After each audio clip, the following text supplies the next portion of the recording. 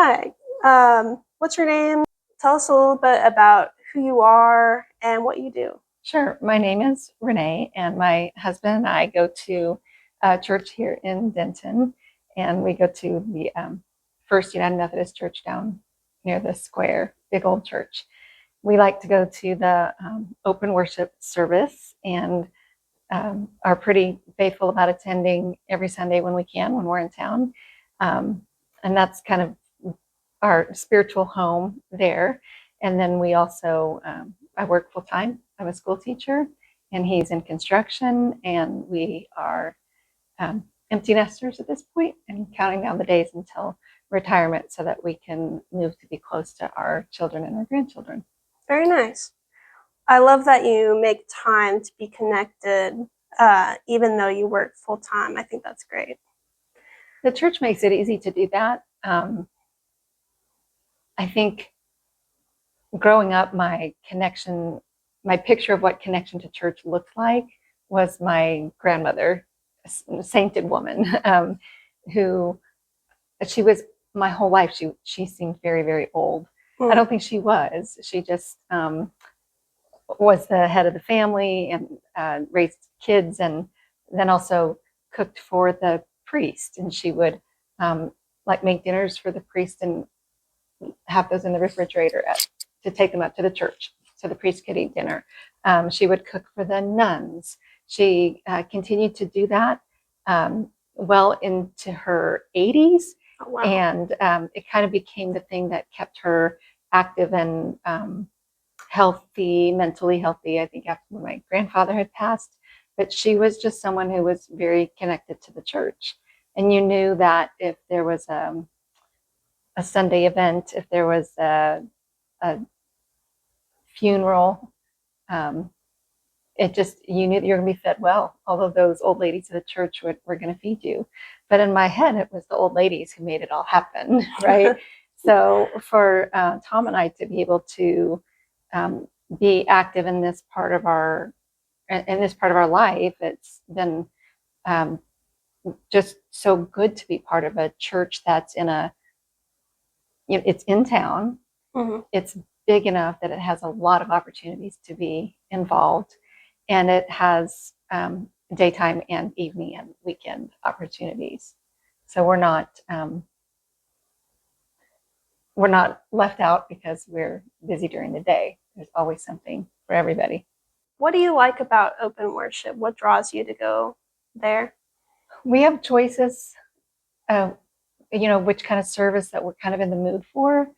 I love a liturgical, traditional service with hymnals and the organ, and I love that. To me, that's brings a lot of familiarity. Growing up in a liturgical church, it brings a bit of like meditativeness to the service when it's very kind of high and holy, but it makes me feel more like vertically connected, but it doesn't give me that horizontal connection. And that's in the church tradition where I grew up, we would cross ourselves, in remembrance of the resurrection. But now I think of it as like there's a vertical relationship with God, and then there's this horizontal relationship with Christ, like because people are Christ, and then there's a relationship with the person that I am within, right? So there's the vertical, the horizontal, and the within. All of those are parts of like a complete spiritual life. So at the open service, it's not high church, it's not high and holy. I never thought I would be someone who would enjoy contemporary music. And I think because at the open service, it is so carefully and reflectively curated to be the music that has the message that the whole community is trying to embrace. There's not a God sitting in a throne waiting to be worshipped. There is a people who need to be loved, and that includes me. And it's our job to do that, to love each other, and to accept the love of others. Mm-hmm. And I feel that in all of the intentional decisions that are made during worship. Yeah. For Open. We started going there because we wanted something that felt a little more, I think, youthful. And now we're the old people. We're the some of the oldest people in that service. Not really. There's plenty of gray around in the service, but it is definitely a very youthful service, and it feels like there is a, I don't want to say revolving door of people who attend on Sunday, but I do feel like there are people who attend for a season of their life. They might be those who are living in Denton for a short time. But we've been attending that service for, I think, 7 or 8 years, and it's become our home. Wow. I love that. What does living out your faith in community look like for you? What does that mean to you? What does that look like to you? Because I work full time and I have responsibilities of leadership in my day job, I appreciate the opportunity to be involved and participate in the life of the church as like a worker bee. I don't want to be in charge of anything, but absolutely want to participate. And there are idea people, who are like, let's do this book study, or let's show up for, let's sign up to take turns overnight at the center for at our daily bread. Like, when they open up the gym for the cold nights, and we need people to sign up and stay at 2 a.m. When they need people to bring food for something, when we need to get together as a people and hold signs in support of or in protest of, when the ice needs to be chipped away from the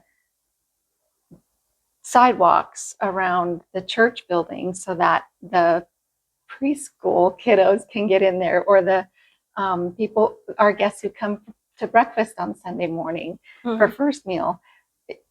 I want to be the person who says, yes, I can come do that. And I do not want to be the person who organizes it. I think sometimes we can get this feeling that like showing up for those, as you described it, worker bee type activities, it can feel like, oh, me as one person doing this one thing doesn't really seem like a lot. It can feel like insignificant, but I think the thing you have to think about is you have to zoom out a little bit and think, I'm one person in one larger ecosystem. You know what I mean? And going back to the worker bee example, that one bee isn't insignificant because it's one part of a larger hive. Right. Exactly. Yeah, the hive mentality. That's true. And somebody has to be in charge. Somebody has to get the list together, or coordinate the bus, or get the sign up sheets together. Somebody has to do that, and I'll take a turn doing that too. But people have to sign up on the committee too. Yeah. And one of the gifts you can give somebody is the opportunity. When somebody says, how can I help? It's a gift back to say, thank you, please do this. Letting people help you can be a gift too. And we certainly feel like we get as much out of it as we put into it, if not more. It can almost feel selfish in a way, because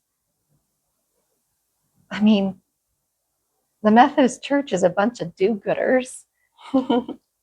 And to be one of the do-gooders, to be affiliated with people who are really trying to do justice work, that feels good.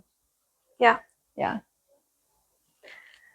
I really like what you said about that you get as much out of it as you give.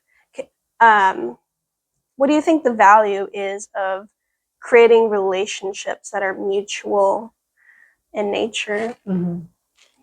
But definitely learning. Learning is the biggest value in that to me. That I only see. It's like when you look in the mirror, you see your reflection, and you only see your own face from the front, right? Mm-hmm. You only see your own face from the front. That's what you're used to seeing the most.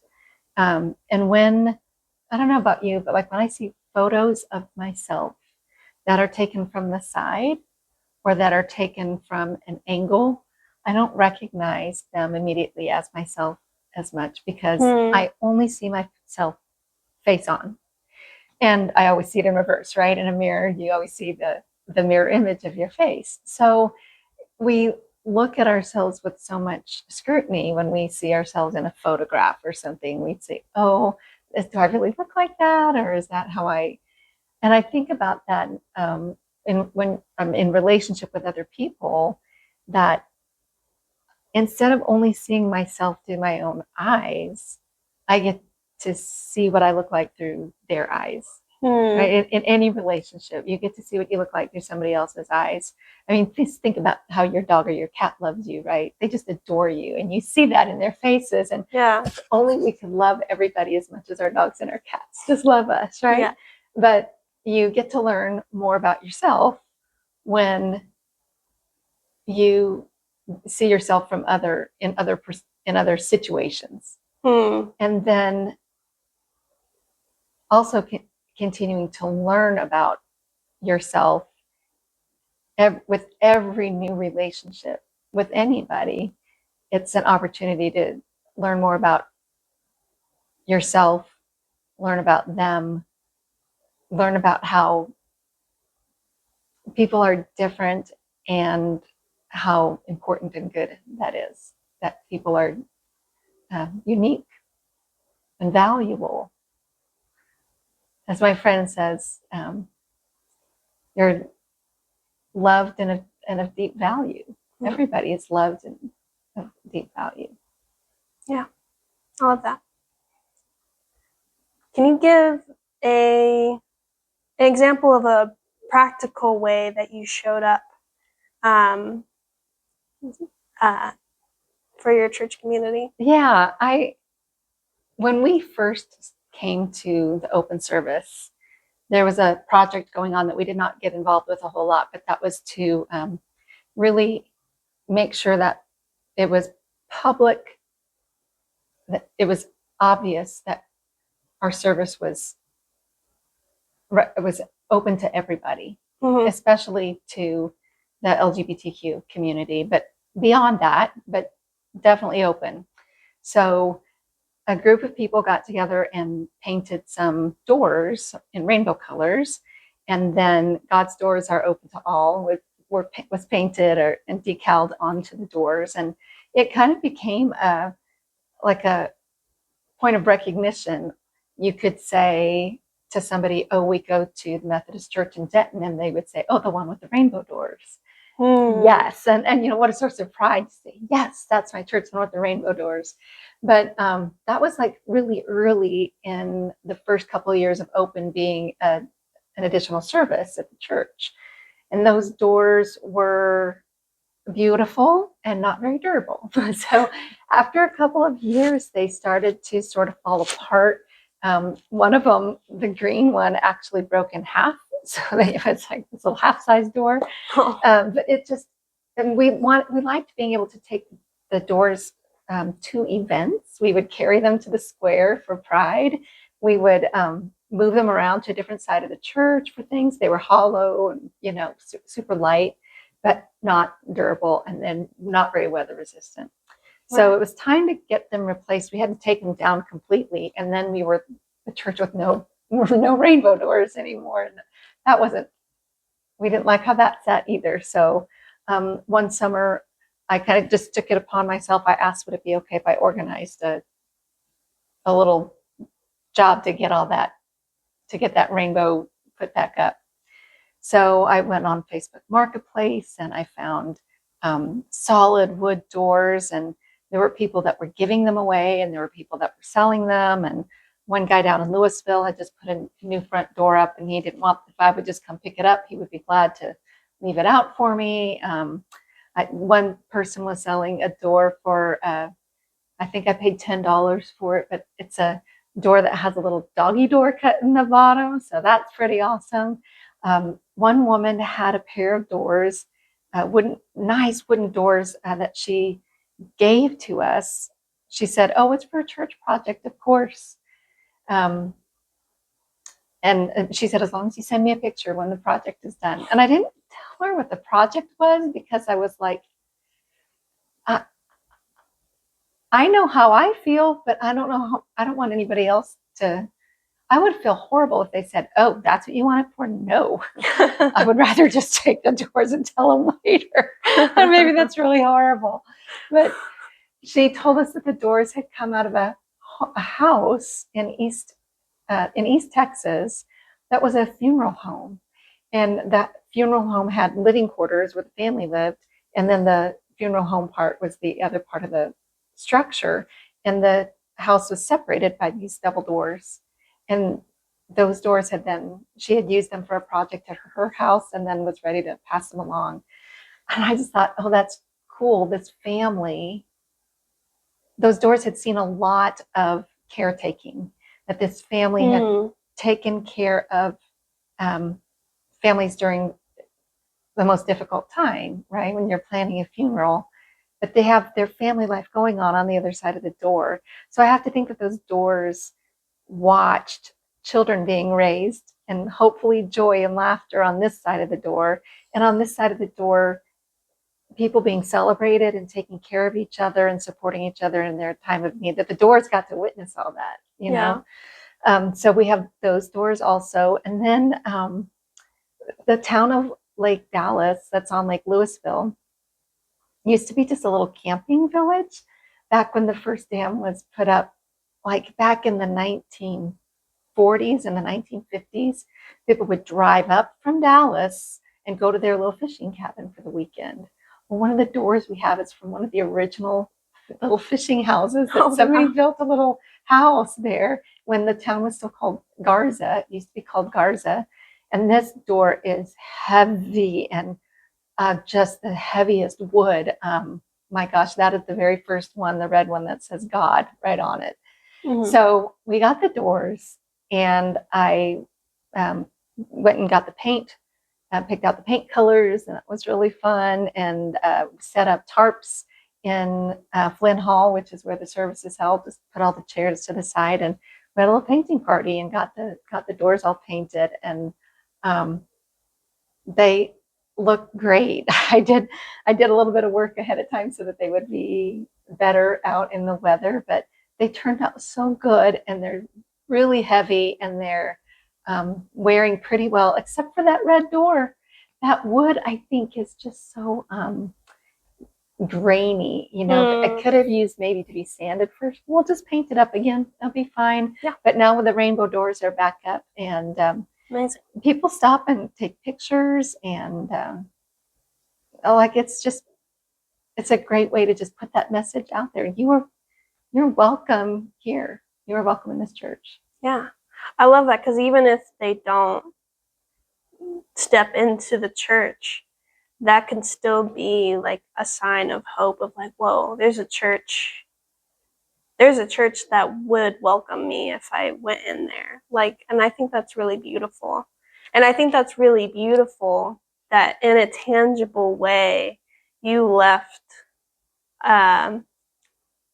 you left something tangible as a result of your actions, and I think that's really cool. Which I was not, like, it wasn't my idea, and I wasn't the person, you know. Mm-hmm. I was just the worker bee.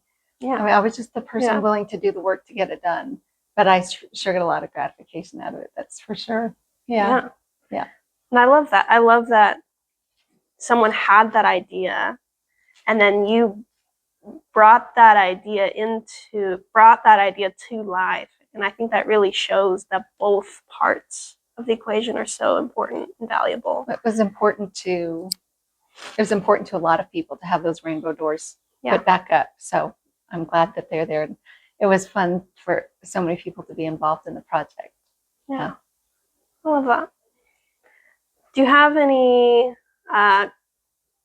closing thoughts or advice for young people? Advice or encouragement? Yeah, I think to be brave, and to be brave enough to say yes when somebody asks, could you come help with something? To be brave enough to say yes when someone says, would you like to come to this event it might be at my church, it's not really a church event, but would you want to just show up? Or could you be brave enough to just consider, even if you're not ready to act on it yet, but just to consider that there are people who are going to love you no matter what, and try to represent that the church is a place of just a place of acceptance. Mm-hmm. That's the church that I want to be part of. A church that's got its eyes set on social justice, and it has its eyes set on loving. The love of Christ is the love of the community, and it's there for everybody. It's there for everybody. Yeah. Well, thank you so much for your time, and I hope you have a lovely day. Thank you. Okay.